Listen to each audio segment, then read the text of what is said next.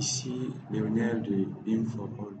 Dans cette vidéo, nous allons corriger l'exercice 3 à l'issue de la séance dernière qui portait sur le dessin d'un plan de coffrage. L'exercice avait 8 étapes, 8 questions. Donc, il était question de configurer un gabarit de structure pour un projet de type R+4 à l'aide du plan que vous avez dessiné préalablement dans l'exercice lors de la séance. Après avoir dessiné le plan de coffrage de l'exercice précédent, en deux, on vous demande de dupliquer le niveau sur lequel vous avez dessiné et diviser le plan en deux parties à l'aide de l'outil cadre de vue. Pendant la leçon, on a dit pour dupliquer un plan. Donc, ça, c'est le plan en question que nous avons dessiné lors de l'exercice 2. Donc, pour dupliquer un plan sur Revit, il y a plusieurs façons de le faire. Donc, pour commencer, on fait un clic droit sur le niveau sur lequel on se trouve dans l'arborescence du projet. On vient dupliquer la vue. Il y a trois façons de dupliquer. La première façon de dupliquer, c'est dupliquer juste les éléments 3D, sans les éléments de 2D d'annotation, c'est-à-dire les noms des éléments. La deuxième façon de dupliquer, c'est de dupliquer avec ces éléments de détail là, ces cotations et les noms des éléments, les annotations en général. La troisième façon de dupliquer, c'est donc la façon de dupliquer et de conserver comme des vues indépendantes, des vues dépendantes, c'est-à-dire le même plan qu'on duplique. Et ceci on le fait généralement lorsqu'on a des plans qui ne peuvent pas tenir sur des formats A3 ou sur des formats A4. Donc on peut diviser le plan, on fait sur plusieurs vues. Et on met dans les présentations. Dans l'exercice, il était question donc, de dupliquer le plan et de le diviser en deux. Donc, on va cliquer là. Et le niveau est dupliqué. Donc, nous dupliquons deux fois. Et nous avons donc une arborescence qui est créée au niveau de l'étage. Donc, si nous entrons là, dans la première arborescence, nous avons le plan qui se présente. Donc, on a dit à l'aide de l'outil cadre de vue, on va diviser le plan en deux. Ici, nous choisissons de diviser au niveau de l'axe 6. Donc, pour cela, on va activer le cadre de vue. Dans le cadre de vue, on l'active dans cette zone. Donc, une fois activé le cadre de vue, on peut sélectionner le cadre de vue, on le déplace. On le déplace comme on veut et puis on le place au niveau de l'axe 6. Notre plan est divisé en deux. Donc, on ouvre la deuxième vue, on fait pareil. Donc, on revient, on divise sur l'axe 6. Ça, c'était pour la première question de l'exercice. La prochaine question de l'exercice, on demandait de dupliquer le même niveau sans les détails d'annotation. Donc, on se place toujours à l'étage 2. Donc, on vient à l'étage 2. Là, on va dupliquer. Cette fois-ci, sans les détails d'annotation. Donc, on va cliquer sur dupliquer tout court. Donc, une fois qu'on l'a fait, on a le niveau qui se crée automatiquement dans la vue. Donc, on peut refaire. Donc, on va dupliquer. On va au niveau 1 copie. Donc, on voit effectivement que les éléments de détail n'apparaissent pas. Donc, on va aller à la prochaine question. La prochaine question, c'est compléter les niveaux de structure dans l'arborescence du projet pour un R+4 et de la manière suivante. Donc, nommer les niveaux comme suit: 0, fondation, 0, 1, 0 d'étage. Donc, vous devez créer ces différents niveaux et configurer les hauteurs telles que données dans l'énoncé. Donc, pour créer les niveaux, on va se placer dans un des niveaux, dans une des élévations. Donc, on a vu, pour ouvrir une élévation, on pouvait double-cliquer là-dessus, pour venir dans l'arborescence du projet. Et ouvrir l'élévation en question. Donc, je vais venir sur une élévation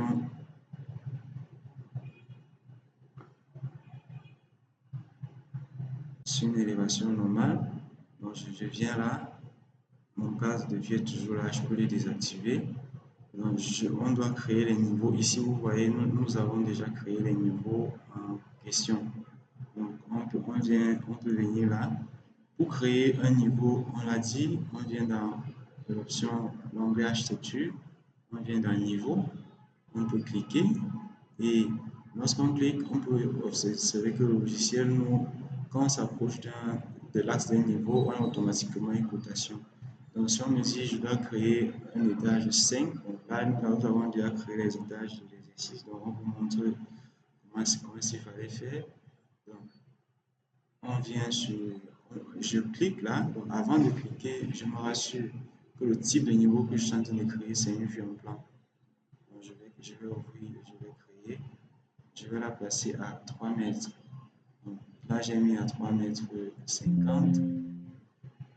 Mon cadre de vue est resserré, je vais l'étirer pour pouvoir voir le niveau que j'ai créé. Ok, donc mon niveau est à 3 mètres 10, donc je vais cliquer ici pour amener à 3 mètres. Donc là, j'ai créé mon étage. Donc, je vais changer pour changer le numéro de l'étage, je vais simplement cliquer sur le nom et je vais changer 0, étage 5. Ok, voilà comment est-ce qu'on crée les niveaux. Donc, vous allez faire la même chose à partir du niveau où vous êtes, du piqué jusqu'à la fin. La prochaine question, c'était de créer, copier le plan et le coller sur tous les niveaux, sauf la fondation. Donc, nous sommes au niveau 1. Donc, il est question de copier ce plan. Donc, pour le copier et le coller sur les autres niveaux, on va faire une sélection par la gauche. Donc, on va faire une sélection par la gauche. On va sélectionner juste les éléments du plan. Et puis, on va aller dans le filtre pour se rassurer qu'on a sélectionné juste les éléments de structure. Donc, on va décocher les éléments de détail, décocher les niveaux, décocher les étiquettes, l'ossature on conserve, les boutons on conserve, le sol on conserve, les symboles les transportés et les vues on les décoche. Donc, là, on a sélectionné notre plan. On peut également sélectionner la chute pour éviter de la redessiner sur les autres niveaux. Et pour copier, on vient sur copier dans le presse-papier. Et une fois qu'on a copié, pour la meilleure façon de coller en regardant comment ça se passe, on va se placer dans la vue 3D. Donc, voilà notre vue 3D. Donc, ici, nous avons déjà collé, donc nous allons supprimer pour une meilleure appréciation de votre part. Okay. Donc, nous sommes là. Donc, on va coller le plan. On vient d'en modifier. On vient aligner sur les vues sélectionnées. Donc, on va aligner sur les étages, tous les étages, sauf l'étage 1 et le rez-de-chaussée. Parce que si tu prends pour le rez-de-chaussée, ça va s'afficher à la fondation. Donc, on sélectionne étage 2, 3, 4 et on va aller sur OK.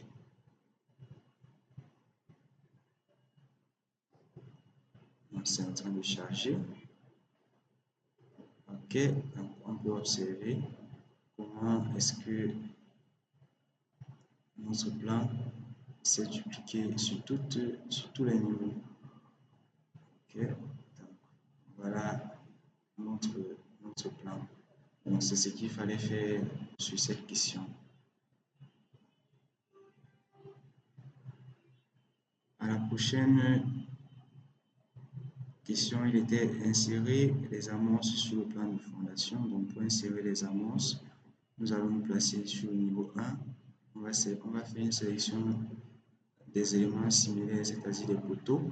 On va sélectionner toutes les occurrences visibles dans la vue. On va sélectionner uniquement les annonces. On va toujours copier et on va coller. Donc, on va se placer sur la vue 3D. Donc, on se place de manière à observer le plan de fondation, observer le niveau entre le rez-de-chaussée et la fondation et on vient d'en coller. On colle sur le rez-de-chaussée. Ok. Donc, une fois qu'on a collé, on peut venir ajuster les différents éléments que nous avons collés, c'est-à-dire ajuster les hauteurs. Parce que lorsqu'on copie un poteau de 5 mètres pour un niveau de 3 mètres, le logiciel n'ajuste pas automatiquement. Donc, on va revenir pour réajuster les poteaux en question. Donc, on va venir ajuster sur la palette de propriétés, niveau de base fondation, niveau supérieur de chaussée. On va annuler le décalage. Donc, on fait la même chose sur les poteaux de tous les niveaux. Donc, on va chaque fois sélectionner, venir se rassurer, décocher toujours les poteaux analytiques, venir se rassurer qu'on a effectivement du rez-de-chaussée à l'étage 1, l'étage 2, ainsi de suite sur tous les étages pour se rassurer que les éléments ont bien été collés et que les hauteurs sont OK.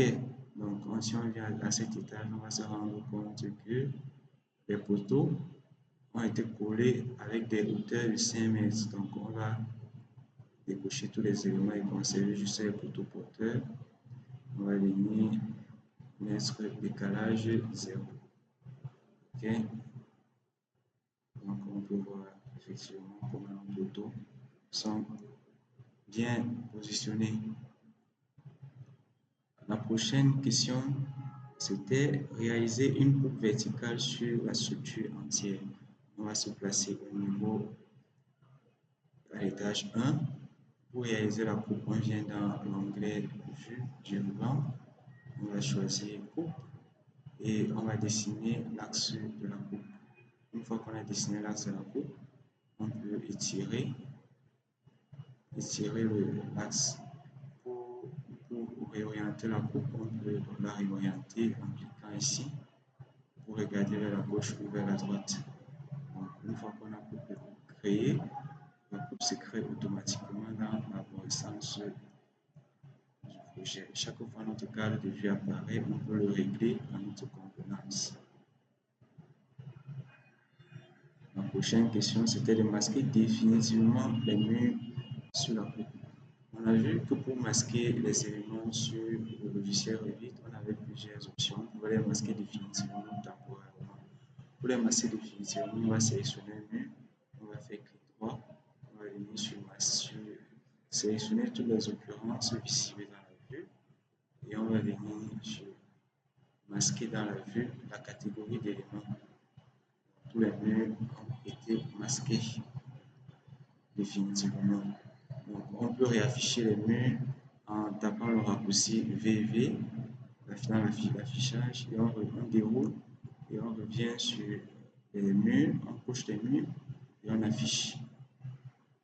Donc, on va rester dans l'esprit de l'exercice. Et puis on va dire créer une vue en élévation sur un des côtés de la structure. Ici, il s'agit de vues en élévation de type structure pour apprécier les éléments de détail sur les façades.